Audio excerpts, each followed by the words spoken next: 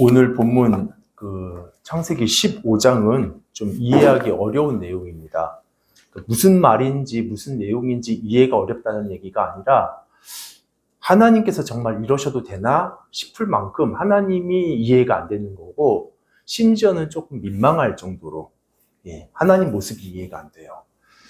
이제 지난주에 12장 살펴봤고 이제 15장으로 훌쩍 뛰어넘었는데 1절은 이제 이후에라는 말로 시작되죠. 그래서 원문으로는 이게 그냥 시간적으로 후회를 말하는 게 아니라 이 일 후에 이렇게 돼 있습니다. 그러니까 뭔가 그 앞에 어떤 일이 있었다는 거죠. 그리고 거기에 연결해서 이 일 후에 15장이 이어지는데, 그러면은 앞에 사건이 뭐냐? 전쟁입니다. 그래서 이제 조카 롯이 분가해서 소돔으로 내려갔는데 거기 지역에 전쟁이 휘말려가지고 다 약탈당하고 이제 가족들이랑 다 같이 이제 포로로 끌려갔어요.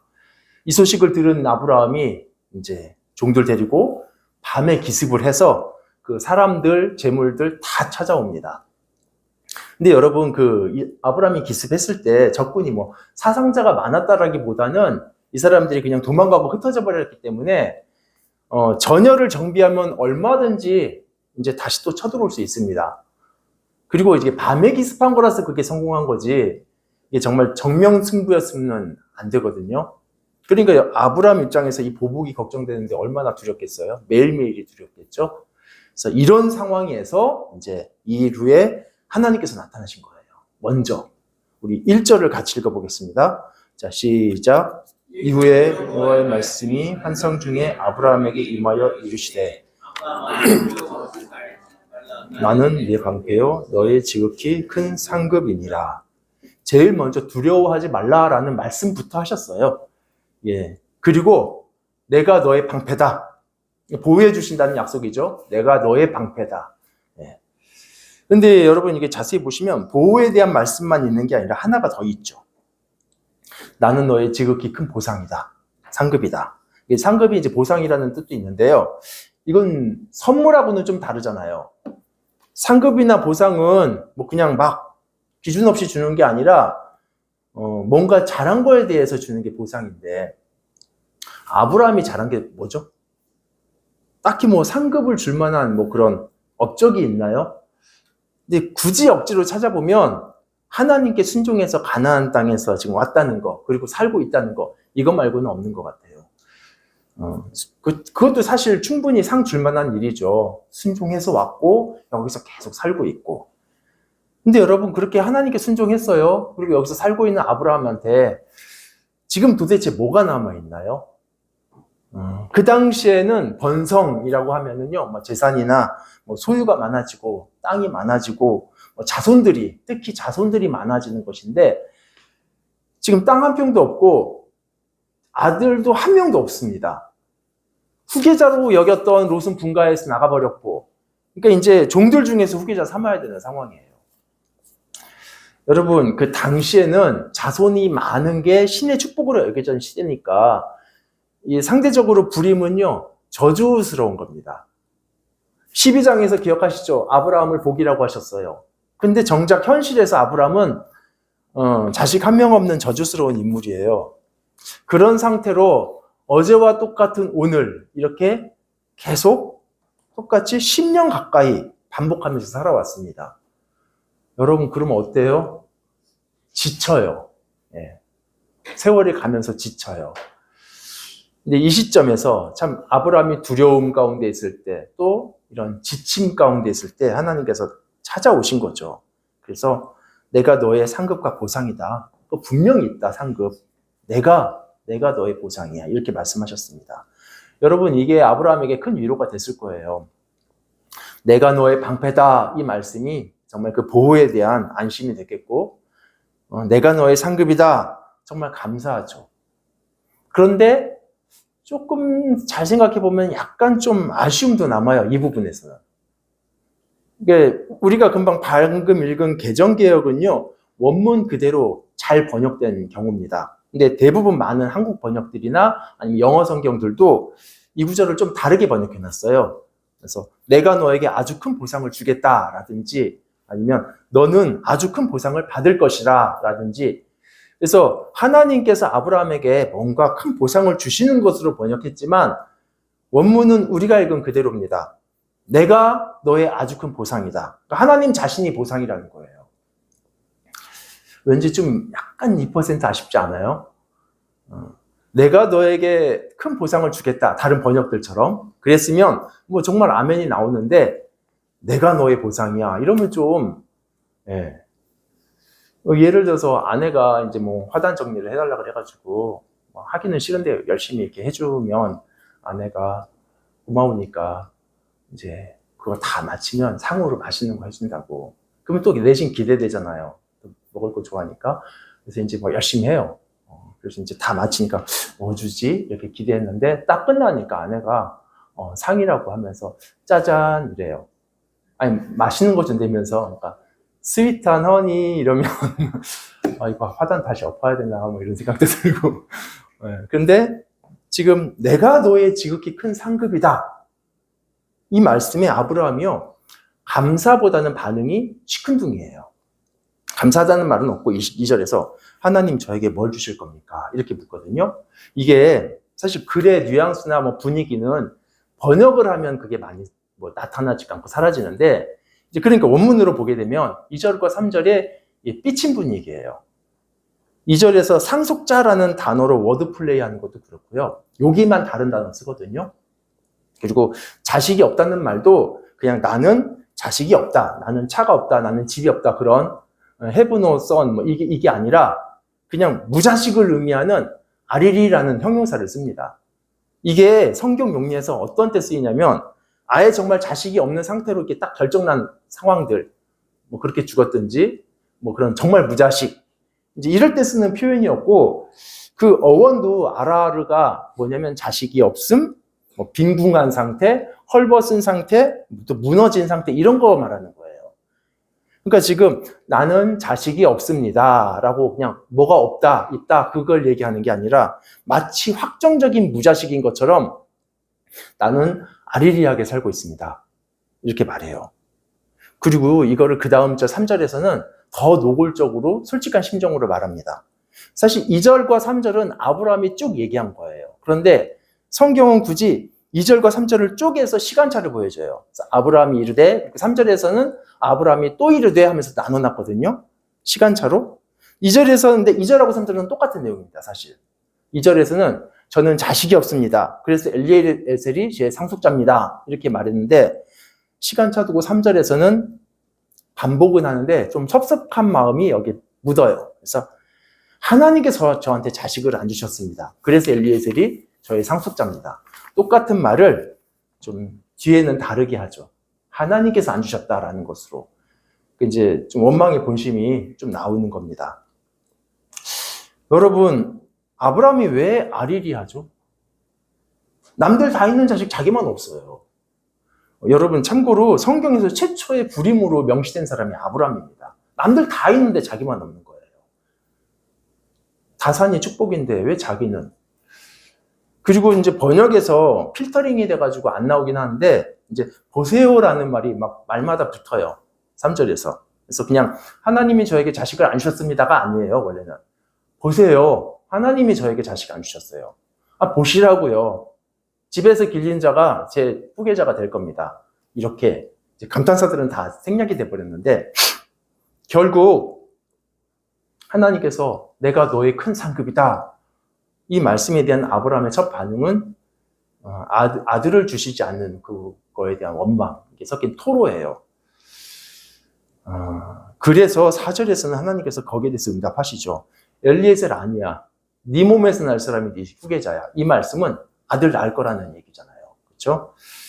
근데 이제 여러분하고 좀 나누고 싶은 부분이 있는데 이제 사실 잠깐 나왔다가 아브라함이 하수연 때문에 묻혀버린 그거 뭐냐면 하나님이 아브라함의 가장 큰 상급이다라는 것이요.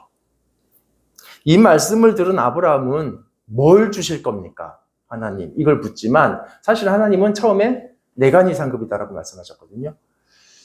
그러니까 하나님은 뭔가 좋은 거를 주시는 분 맞죠. 그런데 그 이전에 이미 그분이 좋은 분이시니까요. 우리에게. 아이들에게 엄마가 사실 최고잖아요. 그렇죠? 근데 왜 엄마가 아이들에게 최고죠? 엄마가 막 간식도 만들어주고 뭐 장난감도 사주고 하니까 당연히 좋죠. 그런데 그런 것 없더라도 아이들한테는 엄마가 최고입니다. 그래서 엄마 잃어버린 아이는요, 손에 뭐 사탕 들고 있고 아이스크림 들고 있고 장난감 들고 있어도 엄마 찾으면서 울어요. 이게 아니에요. 엄마예요. 그래서 엄마는 뭔가를 받아내는 수단이 아니라 엄마가 좋고 엄마면 충분한 겁니다. 근데 이제 많은 분들이 하나님과의 관계에서는 그렇게 생각 안 하시더라고요. 하나님께서 내가 너에게 보상이다. 이게 좀 섭섭해요. 하나님께서 나에게 보상을 주겠다 하면 너무 아멘인데. 이거는 왜 그러냐면요. 충분히 그럴 수 있습니다. 하나님을 아직 충분히 잘 모르면 그럴 수 있어요. 저도 과거에 하나님이 그렇게 뭐 썩 좋거나 그러지 않고 좀 부담스러웠어요. 그런데 어떤 계기를 통해서 하나님을 깊이 알게 되고 경험하게 되고 하나님 큰 은혜를 경험한 순간 그때 정말 기도가 바뀌었는데 뭐였냐면 정말 진심 담아서 무슨 얘기였냐면 하나님이면 충분합니다. 그거였어요. 그래서 뭐 이게 재물이라든가 명예라든가 좋죠. 사람들이 날 인정해주고 인기 많고 이런 거 다 좋죠. 근데 그런 거 그냥 하나님 차라리 다른 사람 주셔도 상관없어요. 정말 상관없어요. 하나님이면 좋게요. 그런 마음이 이렇게 들어서 그렇게 듣기도 하고. 근데 나중에 언젠가 한번 이게 노래 가사 중에 그런 거 보고 제가 깜짝 놀랐어요. 그 10월의 어느 날인가 그거 혹시 아시죠? 예, 뭐 아시는 분들 계실 텐데 너를 만난 세상 더는 소원 없어. 뭘 바라면 죄가 될 테니까 이런 가사더라고요. 이게 이제 자기 여친한테 하는 얘기, 이제 가사이긴 한데 어쨌든 그게 하나님의 대상이라면 정말 하나님을 만난 성도들의 진정한 고백이 사실 그거거든요. 그래서 그때 좀 보면서 깜짝 놀랐었어요. 아까 화단 정리했을 때 아내가 저한테 스윗한 허니 했지만 사실은 뭐 장난이죠, 그거. 이제 샌드위치 만들어 놨고 그래서 같이 먹었긴 했는데 근데 이제 처음에 아내가 그렇게 말한 그 스윗한 허니 그거 사실은 그게 맞는 말이거든요. 아무리 맛있는 것들 많이 이렇게 줍고 그래도 옆에 권유지가 없으면 의미가 없어요. 이렇게 마무리 안 하면 집에 가서 큰일 나요. 뭐 커피를 마시면 참 좋은데 그게 좋은 커피를 마셔갖고 행복한 게 아니라 아내랑 같이 마시기 때문에 그게 행복한 거잖아요. 그래서 저희 집에 이제 드리퍼 그 깔때기 밑에 이제 써놨는데 커피 유지와 함께 행복이다 이 문구가 써 있어요. 6년째 쓰고 있습니다. 그러니까 아내는 저한테 이렇게 맛있는 것을 만들어 주는데요. 그거 맞아요. 그런데 그 이전에 아내가 저에게 스윗한 허니예요. 그리고 하나님은 우리에게 정말 많은 것들을 주셔요. 사랑을 주시고. 그런데 궁극적으로 그분이 우리의 최고의 조음입니다. 그래서 이제 믿음의 선배 어떤 한 분은 제가 어떤 책인지 기억이 안 나서 근데 그분이 정말 하나님이 얼마나 좋은지에 대해서 이렇게 글을 쓰다가 사람들이 하나님과 무관한 천국을 사모하고 또 하나님과 무관하게 지옥을 두려워하는 거에 대해서 그런 글을 썼어요. 그러니까 내용이 정확하게 워딩을 이렇게 옮기지 못하는데 누가 하늘에 있는 천국을 그냥 좀 끄집어내서 없애버렸으면 좋겠다. 왜냐면 하나님이 천국이라는 것을 사람들이 좀 알았으면 좋겠다는 거죠. 그리고 누가 좀 물을 부어가지고 저 바닥에 있는 지옥의 불을 꺼버렸으면 좋겠다. 하나님이 없는 곳이 지옥이라는 것, 그게 고통이라는 것을 좀 사람들이 알도록 이렇게 이제 글을 썼더라고요. 그래서 하나님은 우리에게 많은 좋은 거, 행복한 거, 또 영광의 나라를 주시죠. 그런데 그 이전에 그분 자신이 우리에게 선물이고 우리에게 천국입니다. 그래서 뭐 천국에 가기 위해서 불가피하게 불편하지만 하나님을 믿어드리고 뭐 이게 아니라 그분이 목적이에요. 여러분 그 동화책 보면 꼭 마지막에는 꼭 공주가 왕자랑 결혼하잖아요. 근데 공주가 왕궁에서 살고 맛있는 음식 먹으려고 왕자랑 결혼하는 게 아니죠. 사랑하는 왕자와 함께 살기 위해서 결혼하는 거잖아요. 그래서 그러려면 중요한 게 뭐냐면 그 왕자가 어떤 사람인지 얼마나 멋진지 그리고 얼마나 사랑스럽고 영광스럽고 행복한 분인지를 알아야죠. 그래서 여러분이 지금보다 더 하나님을 좀 많이 경험하고 알아가고 충분히 배워가고 누리셨으면 좋겠어요. 아마 그렇게 되면 여러분이 진짜 하나님이 나의 진짜 보상이고 정말 상급이구나, 이게 점점 더 확연해질 겁니다. 다시 본문으로 돌아와서 하나님은 이제 아브라함에게 아들 주신다고 약속을 하셨어요. 그런데 5절에서는 아브라함이 요구하지 않았던 약속까지 하셔요. 그래서 일단 아브라함을 데리고 밖으로 나가십니다. 밤이었는지 이제 하늘의 별을 보라고 하시면서 자손을 이렇게 해주겠다, 이렇게 약속을 하셨습니다. 근데 여기서도 이제 번역에서는 생략이 됐는데 하나님께서 이런 과정 안에 플리즈란 말을 쓰세요. 되게 안 어울리죠? 플리즈를. 히브리어에 라라는 감탄사가 있는데 이건 보통 뭐 부탁할 때, 의뢰 입장에서 뭐 부탁할 때 쓰는 말이 라예요. 그러니까 예를 들면 아브라함이 아내 사례한테 자기 목숨 때문에 어려운 부탁하잖아요. 나를 오빠라고 해라. 그거 사실 되게 배신이거든요, 아내한테. 그런데 그때 막 나라고 이렇게 얘기하고, 또 야곱도 자기네 죽음 앞두고 이제 자손들에게 제발 나를 이 애굽 땅에다 장사하지 않고 저 가나안 땅에 장사해달라고. 왜냐면 자기 죽은 다음에는 뭐 자기가 어떻게 할 수 없잖아요. 그렇죠? 자손들이 하는 거니까. 그래서 그때 정말 간절히 부탁하는데 나라는 말을 써요. 그러니까 나는 뭐 공손하게 간절히 부탁하는 어조일 때 쓰는 말이에요. 그러니까 이거죠. 아브라함아, 좀 하늘 좀 봐볼래?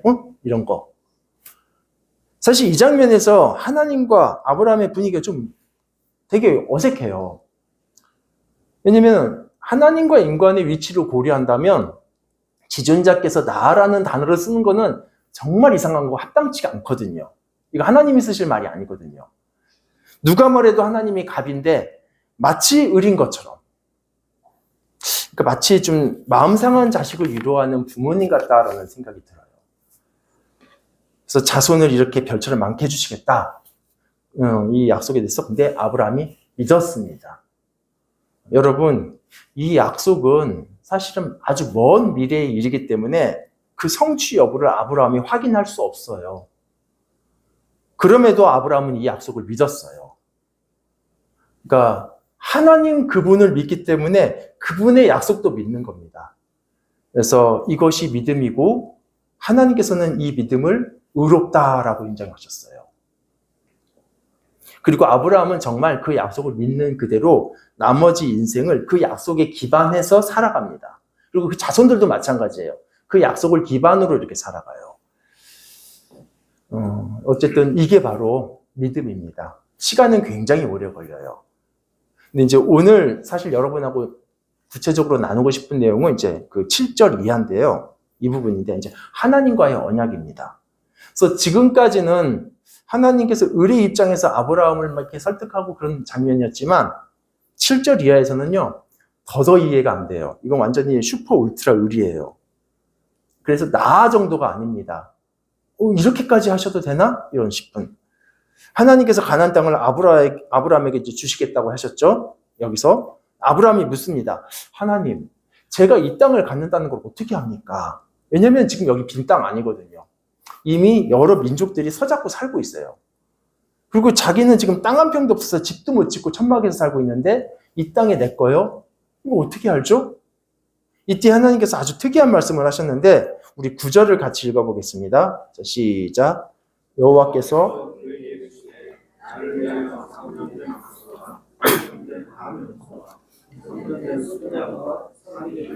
집비둘기 새끼를 가져올지니라. 이 땅을 갖게 된다는 건 뭘로 알 수 있습니까, 하나님? 그랬더니 하나님께서 짐승 준비해라. 뭐 아브라함 질문에는 사실 상관이 없는 이상한 대답을 하셨죠. 근데 이 대답이 우리한테는 좀 생소하고 뭐 엉뚱한 말처럼 들리지만 그 당시 사람들은 다 알아듣는 말이에요. 이게 뭐냐면 약속 맺자, 이 얘기예요. 그 당시에 약속을 맺거나 조약을 맺을 때 그 시대의 풍습인데, 여러분 지금은 중요한 약속할 때 어떻게 하죠? 계약서 쓰고 도장 찍고 하잖아요. 근데 그 당시에는 짐승으로 언약을 했습니다. 짐승을 반으로 쪼개놓고 약속을 해요. 그래서 하나님께서는 그냥 짐승 준비해라 라고만 말씀하셨는데, 아브라함은 10절에 보시면 알아서 자기가 짐승을 다 쪼개놔요.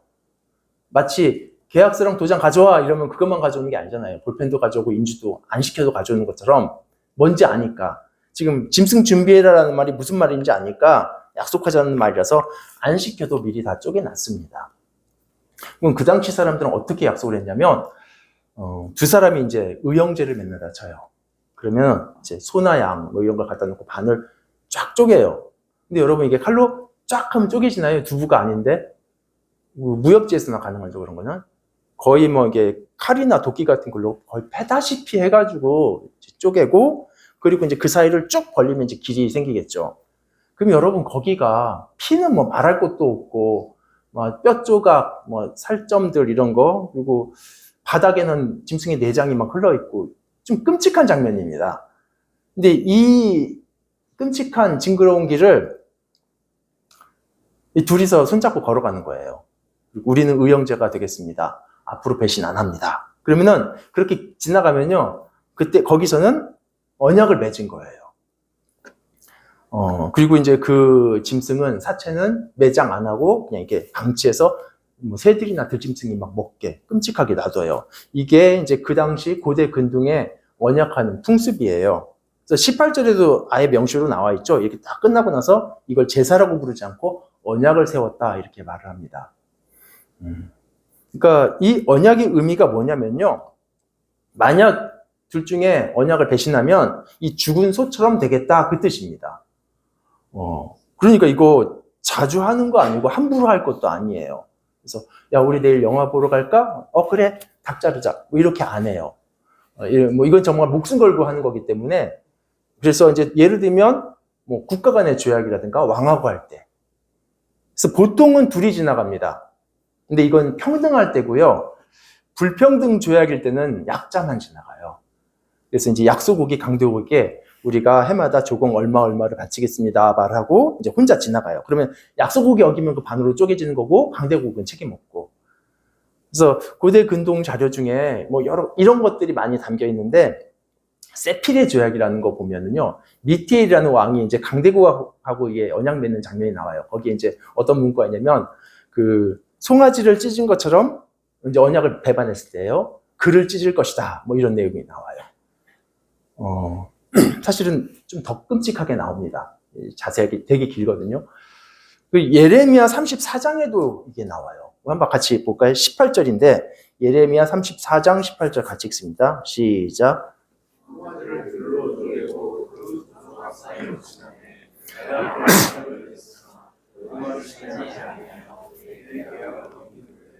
예. 뭐 그래서 사실 이 짐승 자르는 방식으로 언약을 했다. 이게요, 이 사람들 언어에도 남아 있어요. 무슨 말씀이냐면 명사가 똑같아도 사실 그 문화에 따라서 동사가 달라지잖아요. 쉽게 예를 들면 커피는 동사가 뭐죠? 뭐 예전에는 끓인다라 그랬어요. 진짜로 원두 넣고 끓여서 이렇게 했었으니까 커피 끓인다. 근데 이제 인스턴트가 나오면서 동사가 바뀌었죠. 커피 탄다. 예. 그러다가 제가 대학 때쯤에 뽑는다라는 동사도 썼어요. 자판기. 그래서 커피 5잔 뽑아 뭐 이렇게. 근데 요즘은 뭔가요? 내린다. 그쵸? 예, 드립커피가 흔해져가지고. 그러니까 커피 문화가 어떠하냐에 따라서 이제 동사도 바뀌는데, 이제 언약에 대해서 우리나라는 이게 보통 연결하고 묶는 걸로 생각을 합니다. 그래서 언약을 맺는다 그래요. 근데 이스라엘에서 그 동사는 자르다예요. 그래서 카라트 브리트 하면 자르다가 진짜 커팅이거든요. 칼로 자르는 거. 그래서 카라트 브리트 언약.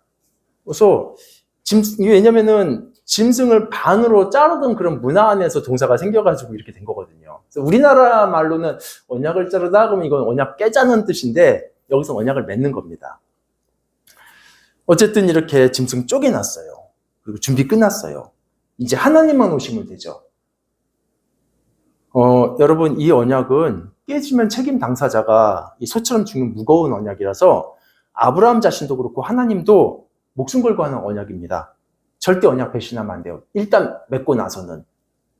근데 이해 안 되는 일이 하나 벌어져요. 뭐냐면 12절 보시면 이 중대한 순간에 아브라함이 잡니다. 한번 12절 읽어볼게요. 자, 시작.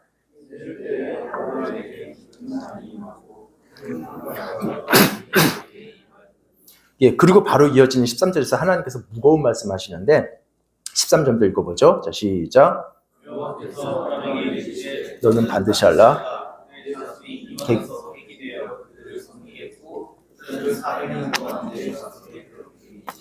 하나님께서 그냥 말씀하신 게 아니라 너는 반드시 알라 하고 힘줘서 말씀하셨어요. 중요하게.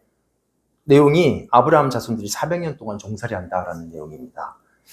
이제 아주 오래전에 어릴 때 이제 주일학교 선생님 말씀이 이제 기억나는데 그때 좀 약간 긴장해서 들었었는지 이거였어요. 얘들아, 아브라함 자손이 왜 애굽에서 400년 종살이 했겠어? 아브라함이 예배 드릴 때 졸았잖아. 니네들 그러면 예배 때 졸면 돼? 안 돼? 이렇게 말씀하셨거든요. 여러분 저는 분들 빨리 일어나세요. 큰일 나요. 근데 사실 여러분 이 구절은 그런 뜻은 아니에요. 일단 제사가 아니고 언약이고요. 그렇죠? 그리고 400년 동안 계기된다라는 것은 아브라함이 자서 그런 게 아니라 다른 이유 때문입니다. 그 이유가 16절 중간에 나오는데 아직 이 땅에 있는 그 주민들 죄악이 그렇게 크지가 않아요. 그들이 악하죠. 그런데 뭐 그렇게 하나님께서 전멸시킬 심판할 만한 그렇게 크게 악한 자들은 아니에요. 그러니까 이들이 정말 하나님의 심판을 받는 게 너무 당연할 만큼 그 죄가 꽉 차지 않는 이상 아브라함에게 지금 그들을 몰아내고 땅을 주실 수 없어요. 이들이 뭔 잘못이에요. 그래서 나중에 후에 시대가 한참 지난 다음에 이스라엘이 이제 출애굽한 다음에 가나안을 들어가는 그거 있죠. 그거는 사실은 두 가지 의미가 있습니다. 하나는 하나님께서 약속하신 자신들의 땅을 받는 것도 있지만 그 지역에 대한 하나님의 심판이라는 의미도 있어요. 하나님의 심판의 칼날로서 들어가는 거거든요. 실제로 그때 이제 그 시대에 가나안 사람들이 어땠는지가 레위기에 나오는데 죄악상이 막 열거되거든요. 근데 좀 읽어보면 좀 끔찍하고 막 막장이에요. 그래서 좀 읽기가 좀 뭐 근친상간은 기본으로 나오고 막 이렇게 나와요. 그러면서 하나님께서 너희들은 저 가나안 사람들처럼 하면 안 돼? 그 말씀을 덧붙이시거든요. 그래서 어쨌든 하나님께서는 이방인이라 할지라도요 굉장히 공정하게 대하세요. 그리고 심판받아야 하기 때문에 심판받는 것이지 뭐 잘못도 없는데 이들에게 땅 주시려고 이렇게 몰아내고 그러지 않으세요. 그래서 여러분 그 400년을 기다려야 되는 이유는 아브라함이 뭘 잘못해서가 아니라 이 땅의 백성들이 잘못한 게 없어서예요. 우리는 뭔가 원치 않은 결과가 딱 있으면 그게 생기면 뭘 잘못해서 그랬나 라고 생각하는 경향이 있잖아요. 그러니까 400년 종살이 한다니까 아브라함이 뭔가 잘못해서 그런가 보다 하고 아브라함의 잘못을 찾거든요. 근데 아브라함 잘못 없습니다. 여러분 의인도 고난받아요. 의인도 하나님의 깊은 섭리 아래에서. 그러면 하나님께서는 왜 이 말씀을 굉장히 그렇게 힘줘서 말씀하셨을까요? 너는 반드시 알라 하면서 그 13절부터 16절까지 400년 노예 생활하는 것을 얘기하시거든요. 이제 이 말씀은 사실은 아브라함뿐만이 아니라 이 약속은 그 자손들에게도 연결되는 거잖아요. 근데 그 이스라엘 자손들을 위해서 하신 말씀이에요. 아브라함은 언젠가 죽겠죠. 그리고 이제 그 약속을 기억하는 자손들이 있겠고 또 후손들에게 그 약속을 또 전해주고 알려주고. 근데 수백 년간 이 약속 하나를 믿고 자손들은 이방 땅에서 노예 생활을 할 겁니다. 만약에 13절 노예 생활을 할 거다라는 그 말씀 미리 안 하셨다면 이 사람들은요 자신들의 노예 생활에 대해서 도무지 이해할 수가 없어요. 아니 우리 조상과 하나님께서 언약을 맺으셨는데 왜 지금 우리는 이 땅에서 노예 생활하는 거야? 이건 하나님께서 언약을 깨신 거다. 그러면서 하나님의 언약을 불신할 수밖에 없어요. 그래서 하나님은 언약을 맺는 이 처음에 이 땅을 아브라함에게 주시겠지만 그게 당장은 아니라는 것을 확실하게 말씀하십니다. 우리도 뭔가 서명하기 전에는 중요한 거는 다시 딱 확인하잖아요. 그래서 이거 수백 년 걸릴 거야. 그리고 그동안 타국에서 노예 생활도 할 거야. 그러나 내가 반드시 이 땅 준다. 그러니까 꼭 기다려. 이 말씀하시는 거예요. 반드시 주신다라는 거예요. 이런 과정들이 있겠지만 너무 오래 걸리는 일이기 때문에 실망하고 포기할 수 있어요. 그래서 비록 더디더라도 오래 걸리더라도 포기하지 말라고 반드시 준다라는 소망을 주시는 겁니다. 사실 우리 신약을 사는 우리들도 이런 비슷한 정서가 있잖아요. 항상 하나님 나라를 말씀하시고 그 나라가 반드시 이루어질 것을 말씀하셨던 예수님께서 이제 세상의 마지막 때에 대해서도 말씀하셨어요. 근데 여러분, 이 악한 세상의 마지막은 사실은 하나님 나라의 이제 완성, 시작을 의미하기 때문에 여기 이 분위기가 사실은 이제 뭐 희망이나 행복 이런 걸 같은데 예수님 말씀을 들어보면 고통, 환란 이런 것들을 자세하게 말씀하십니다. 그래서 성도들에게도 큰 어려움이 닥친다 이런 말씀도 하시고요.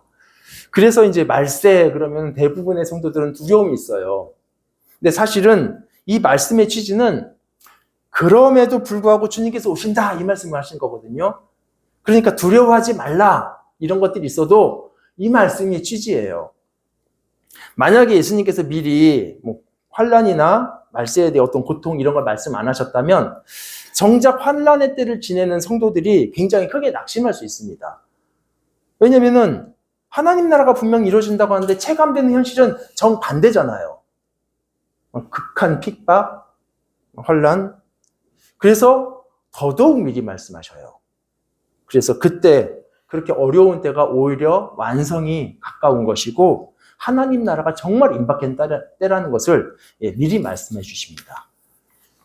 어쨌든 이런 하나님의 약속을 믿는 것은 참 기다림이라는 게 있어요.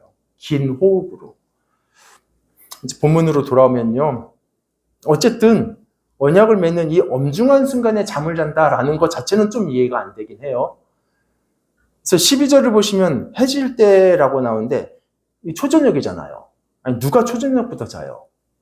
그리고 평상시도 아니고 이런 중요한 일을 앞두고 그것도 꾸벅꾸벅 잔 거 아니에요. 깊은 잠을 들었습니다. 그러니까 여러분이 보시기에도 이상하죠? 이거 비정상적인 잠이에요. 피곤해서 자는 거 아니라 하나님께서 능력으로 재우신 겁니다. 근데 원문으로 보면 그게 아주 명확해요. 뭐라고 나오냐면 깊은 잠이 아브라함 위에 떨어졌다 이렇게 나와요. 근데 이런 표현이 여기 포함해서 성경에 한 3번만 나오거든요. 근데 다 하나님께서 일방적으로 이렇게 능력으로 뭔가 잠재우실 때 쓰는 표현입니다. 그래서 창세기 2장 보시면 여자를 만드실 때 아담의 갈비뼈로 그때 아담이 재우시잖아요. 그때 쓰인 표현이고 또 그리고 이제 사무엘서에서 다윗이 이제 사울의 군대 진영에 밤에 몰래 들어가가지고 사울의 창을 들고 나와요. 근데 아무도 몰라요. 안 걸렸어요. 다 자서. 그때 거기 뭐라고 나오냐면 여호와의 깊은 잠이 그 군사들 위에 떨어졌다 이렇게 나와요. 그러니까 지금 초저녁에 아브라함에 떨어진 깊은 잠은 하나님께서 내리신 초자연적인 잠이에요.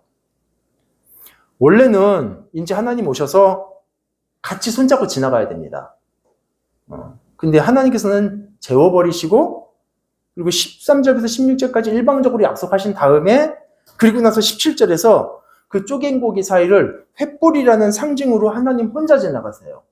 우리 17절을 한번 읽어보죠. 자, 시작.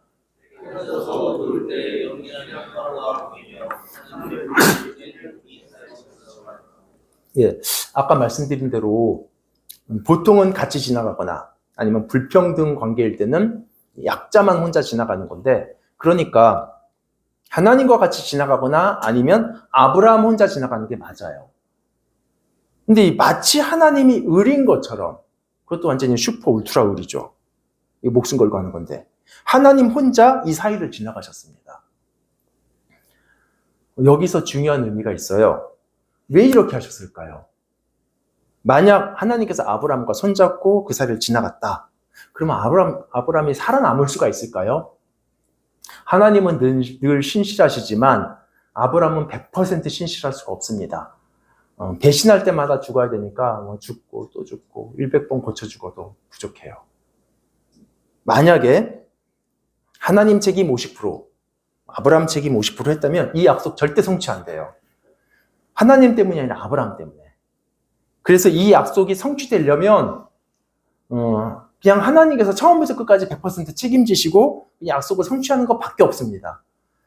그래서 아브라함은 재워버리시고 이제 혼자 그 사이를 지나가서 언약을 이루세요. 그러니까 다시 말하면요, 이 약속은 지금 하나님께서 처음부터 끝까지 책임지는 약속입니다. 만약에 아브라함이 땅을 얻지 못한다. 그럼 전적으로 하나님 탓이에요. 그러면은 반대로 아브라함이 이제 정말 땅을 약속대로 받았다. 그러면 그것도 역시 전적으로 하나님 은혜입니다. 아브라함의 공로가 여기 끼어들잖아요. 왜냐하면 100% 하나님 책임으로 이루기 때문에. 그래서 이런 거를 은혜의 언약이라고 불러요. 우리의 공로, 노력 아니고 그냥 하나님의 전적인 은혜로 복을 받는 것. 그러니까 여러분, 아브라함 자손이 나중에 가나안 땅에 차지하지 못한다? 이거 누구 책임입니까? 하나님 책임이에요. 그럼 여기서 이제 좀 중요한 질문 하나 드릴게요. 그러면 다 하나님 책임이니까 만약에 정말 우리 그런 상상 되잖아요. 아브라함이 막 갑자기 깽판 치고 나 하나님 안 믿어. 그리고 막 갈대아우르로 돌아가고 하나님 없어 막 이러고 있다면 하나님이 일단 언약을 하셨으니까 그래서 땅을 주셔야 되나요? 아니면 주시면 안 되나요? 예, 뭐 책임진다고 하셨으니까 주셔야 될 것 같기도 하고 근데 이건 완전히 반대인데 그냥 그 땅을 버리고 가버렸는데 갈대아우르로 하나님 없다 그러는데 근데 여러분 여기서 사실은 질문 자체가 틀렸어요. 뭐냐면 이런 경우는 없습니다. 더 정확하게 말하면 가능성은 있지 않나? 그런데요. 정확하게 말하면 이런 경우가 없도록 하십니다. 이런 경우가. 하나님께서 책임지신다. 이 말은 최종 결과만 책임진다라는 것으로 생각하기 쉬운데 그렇지 않습니다. 아브라함이 막 나가도 어쩔 수 없다. 그래 그 땅을 준다라는 그 결과만은 내가 보장할게. 그게 아니라 여러분 결과를 책임지시는 분은요. 그 결과가 나오도록 과정까지 책임지세요. 그래서 아브라함이 그 땅을 얻기에 합당하도록 아브라함을 만드시고 이게 빚으시고 인도하시고 그래서 땅을 얻게 하셔요.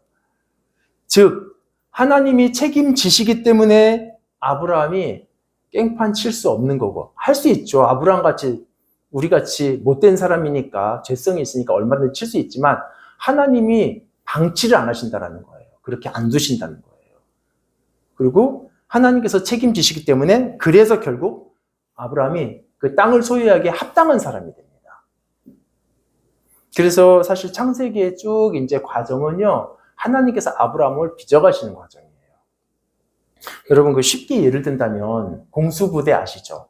이제 공수부대는 특공대인데 막 낙하산 타고 막 이런 사람들이에요. 근데 이제 공수부대에 지원하면 바로 뭐 부대에 배속되는 게 아니라 그 훈련소에서 훈련을 마쳐야지 이제 부대에 배속되겠죠. 근데 이제 딱 첫날 연병장이 모아놓고 교관이 얘기해요. 내가 여러분은 진짜 무슨 일이 있어도 다 책임지고 공수부대원 만든다. 이렇게 얘기를 했어요. 그럼 그 말이 훈련병들 맨날 족구 하고 맨날 낮잠 자고 그래도 이제 어느 일정 시간이 지나면 책임지고 공수부대에 배속시켜준다는 말인가요? 그거 아니잖아요. 지금 교관의 한 말의 의도는 자신이 책임지고 훈련시켜서 진짜 공수부대원 만들겠다. 정말 몸이 비리비리한 사람도 그렇게 만들겠다라는 말이죠. 그러니까 결과만 책임지는 게 아니라 그 결과에 합당하도록 과정까지 책임지는 겁니다. 그래서 무지막지한 훈련이 시작되는 거예요. 힘들어서 도망가면 잡아가지고 엄청 팬 다음에 다시 훈련시키고. 그래서 교관, 여기 포기를 안 하거든요. 그러니까 탈락도 못 해요. 그래서 교관이 책임지겠다고 얼만큼 힘주어서 말했느냐에 따라서 그 훈련의 강도도 세겠죠. 목숨 걸고 했으면 진짜 엄청나게 세겠죠. 그래서 그 어떤 뺀질이도 이 교관선에서는 아주 훌륭한 군인으로 바뀝니다. 마찬가지로 하나님께서는 짐승 쪽에서 책임있게 맹세하셨는데 아브라함을 그냥 놔둔다고요? 예, 그럴 수 있죠. 근데 그렇게 못하게 하시죠. 왜냐하면 이루시는 분이 약속하시고 이루시는 분이 하나님이시니까. 그래서 사실은 이 말씀은요 감사하면서도 좀 무섭기도 해요. 만약 우리가 잘못된 방향으로 가면 하나님이 가만 안 두신다라는 것도 좀 포함되어 있는 말이라서. 그러니까 은혜가 깊은 만큼 징계도 깊습니다. 그래서 잘못된 방향으로 가도 징계가 없다? 그러면 사실은 이건 다행이 아니라요. 어쩌면 자녀가 아닐 수도 있어요. 성경 말씀에도 그런 구절이 있습니다. 여러분 근데 사실 아브라함만 그런 게 아니라 우리의 구원도 마찬가지예요. 많은 사람들이 오해하는 게 뭐냐면 한 번 구원받으면 절대 취소 안 되잖아요. 그러니까 뭐 어떻게 살아도 상관없잖아요. 이런 질문들이 있는데 그래서 실제로 많은 분들이 예수 믿으면 무조건 결과는 천국이다. 오케이, 화이팅. 이렇게 주장하고, 그런데 여러분 좀 오해가 있어요. 그 사이에 오해가 끼어 있어요. 물론 하나님께서 우리를 구원하시면 그것은 영원한 것 맞습니다. 그런데 이 말이 우리가 막 타락하고 믿음을 버려도 한번 구원했으니까 마지막에는 천국 간다. 그 얘기 아니에요. 오히려 이 사람이 믿었으면 이 사람이 타락하지 못하도록 가르치시고 믿음을 지키게 하시고 끝까지 인도하시고 그래서 결국 영생을 얻게 하신다라는 의미입니다. 아까 그 공수부대 교관처럼 우리가 예수를 믿으면 천국이라는 결과만 보장되는 거 아닙니다. 믿는 순간부터 과정이 들어가요. 그래서 사실은 이제 구원이라는 거를 배우면 구원이 우리는 하나 이렇게 알고 있는데 굉장히 이렇게 구원의 서정 그래서 막 과정이라는 게 있습니다. 하나님께서는 지금은 우리를 방치했다가 마지막 날에만 결과만 책임지시는 무책임한 분 아니에요. 예수 믿었는데 하나님께서 방치하셔가지고 막 마약 중독자로 살고 한 번도 교회도 안 나가고 예수 믿지도 않아요. 근데 이제 마지막 날 죽어서 천국에 갔더니 저요 며칠 날 믿었었는데요. 그러니까 맞다. 내가 너 잊어버렸어. 미안해. 그래. 할 수 없다. 야. 천국은 들어가야겠다. 이렇게 안 하신다는 거예요. 잊어버리시는 경우가 없다고요. 방치하시는 경우가 없습니다. 그래서 지금도 그 결과를 위해서 매 순간 여러분을 지키고 계셔요. 여기서 여러분 하나님께서 믿음을 지키게 하신다. 믿음을 잃지 않게 지키신다. 믿음을 잃지 않게 하신다라는 것에 대해서도 사실 오해하기가 쉬운데 그것도 오해하면 안 됩니다. 하나님께서는 어쨌든 끝까지 믿음을 지키게 하신다 하니까 뭐 당장 기도 안 해도 하나님께서 나 지켜주실 건데 믿음 잃지 않도록 뭐 예배나 신앙생활 대충 해도 어차피 지켜주실 거 아닌가? 근데 여러분 하나님께서 우리의 믿음을 지켜주시는 잃지 않게 하시는 주된 방식이 뭐냐면 그 기도하고 예배하고 성경 공부하고 말씀에 순종하는 삶으로 자라가도록 이렇게 하는 방식을 통해서 우리를 지키신다니까요. 물론 극단적일 때는 정말 외부 환경이나 징계도 하셔요. 그런데 우리를 지키시는 보편의 방식은 말씀이 가르치는 바 그 신앙생활입니다. 근데 이것을 무시한 채 그냥 마치 진공 상태에서 우리 믿음이 그냥 지켜질 것처럼 이렇게 생각하시면 안 돼요. 그래서 하나님께서 지키시는데 뭘 굳이 나한테 어떻게 교회를 가라 이런 얘기를 하시나? 아니 그걸 통해서 지금 지키신다고요. 그걸 통해서. 여러분 하나님은 지금도 주변의 형제들의 권면을 통해서 또 누군가의 기도를 통해서 또 여러분 자신의 기도를 통해서 예배와 또 성경 공부, 권면, 조모임 이런 걸 통해서요. 여러분의 믿음을 성장시키시고 지켜주십니다. 그리고 외적인 간섭도 하세요. 그리고 여러분 마음 안에 내적인 그 순종의 마음도 주셔요. 예. 여러분 이런 은혜의 기회들을 가볍게 여기지 마세요.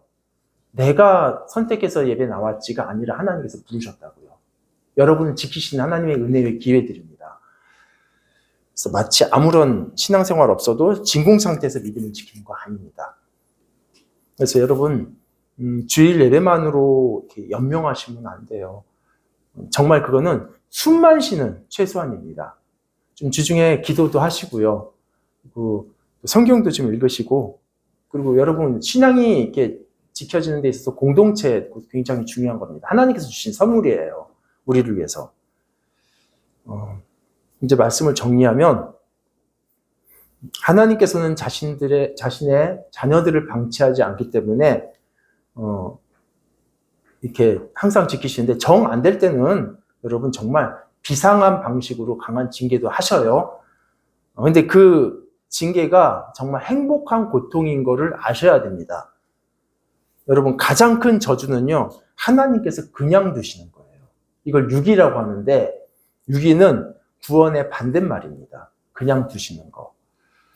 그래서 혹시 누군가가 나는 예수님 믿어 이렇게 말을 하면서도 지속적으로 언약과 반대되는 삶을 살아가고 타락의 길로 가는 사람이 있다면 그러면서도 하나님께서 막지도 않으시고 어떤 권면도 어떤 돌이킴의 기회도 징계도 없다면 정말 하나님과의 언약 관계인지 한번 깊이 의심해 봐야 됩니다. 자신의 믿음이 착각일 수 있어요. 왜냐면 우리에게 자꾸 사모하는 마음도 주시거든요. 이 마음도 주셔요. 이제 말씀 정리하고 마칠게요. 여러분, 오늘 본문에서는 하나님의 언약이라는 큰 주제가 있고, 또 아브라함이 하나님을 믿었다라는 그런 주제도 굉장히 중요합니다. 그런데 사실 하나님의 약속이 어떤 면에서 보면 그 약속된 어음이지 현금이 아니에요. 현찰이라고 하잖아요. 그렇죠? 현찰이 아니에요. 그러니까 이 어음이 현금이 되느냐, 공수표가 되느냐는 약속한 분의 신용에 달려 있죠. 그래서 우리가 받은 이 약속이 정말 확실하다. 이 증거는 바로 하나님 자신입니다. 그분을 믿기 때문에 그분이 약속하신 거 이루어질 것도 확실한 거예요. 그래서 그분의 신실하심을 믿는 것, 그게 믿음이고, 하나님은 그 믿음을 정말 의로움으로 인정해 주셔요. 예, 가장 적절한 시기에 하나님께서 우리에게 그 약속을 이루실 겁니다. 그래서 그때를 기억하면서 우리 같이 신앙생활하고 살아갑시다.